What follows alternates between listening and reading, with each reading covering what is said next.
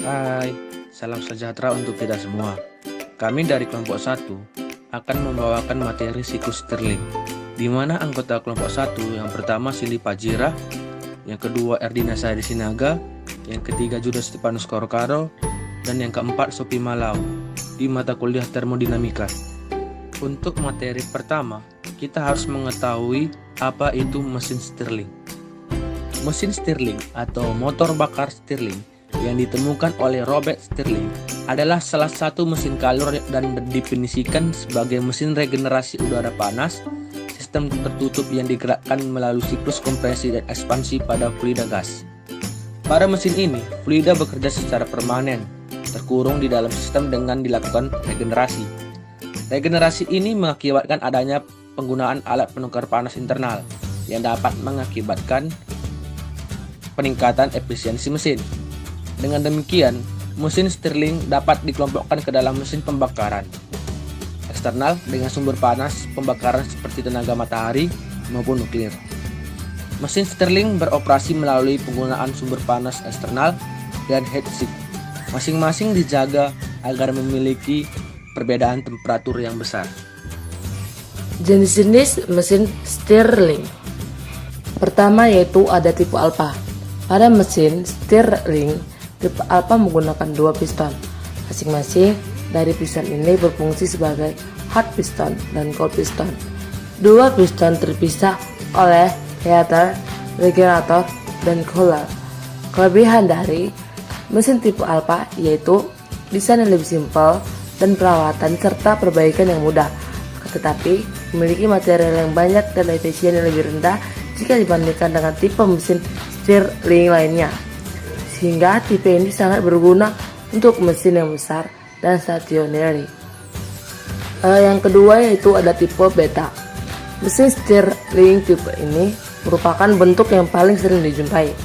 Mesin ini hanya memiliki satu buah piston power yang berada dalam silinder sebagai displacer position.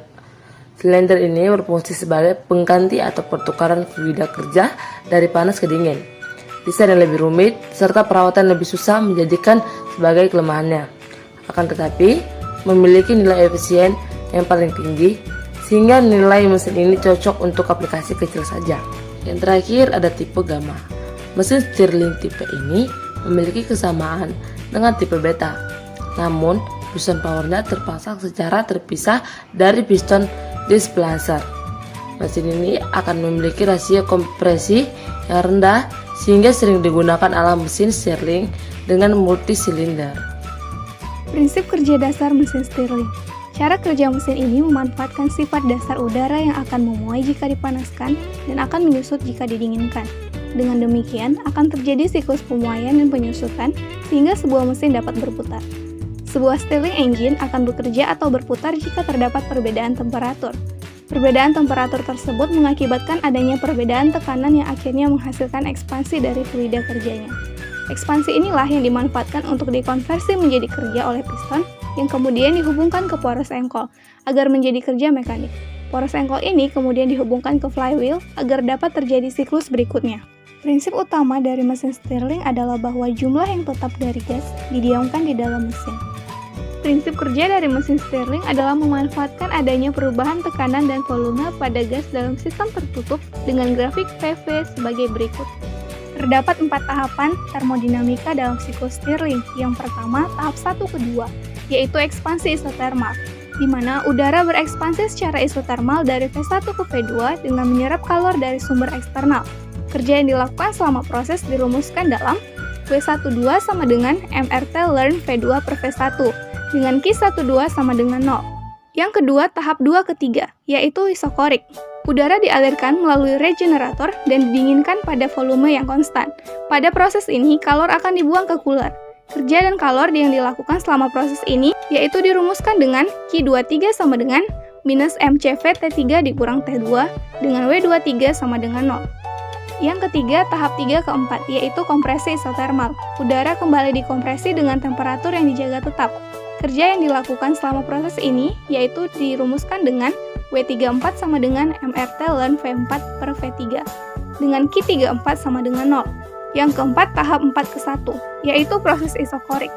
Udara dipanaskan pada volume yang tetap dan melewatkan udara ke regenerator dalam arah yang berlawanan dengan proses 2-3.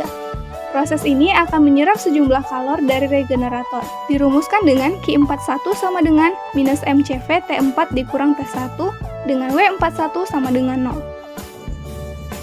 Kerja total dari mesin Stirling adalah W net sama dengan MRT12 ln V2 per V1 ditambah MRT 34 ln V4 per V3. Besarnya efisiensi dari mesin adalah sebagai berikut. Eta sama dengan delta QH dikurang delta QC per delta QC sama dengan MR ln R dalam kurung T1 dikurang T3 per MRT 1 ln R. Maka dihasilkan eta sama dengan 1 dikurang T3 per T1. Efisiensi mesin Stirling adalah sama dengan siklus Carnot. Hal ini dapat disebabkan karena siklus reversible, dan semua siklus reversible akan memiliki efisiensi yang sama. Penggunaan mesin Stirling. Saat ini, desain mesin telah dikembangkan dengan bobot dan harga yang lebih murah, serta konstruksi dan operasi yang mudah. Mesin Stirling generasi baru ini jauh lebih kuat, lebih efisien, tidak berisik, mudah digunakan, dan memiliki daya tahan yang lebih tinggi, serta mudah diproduksi secara massal.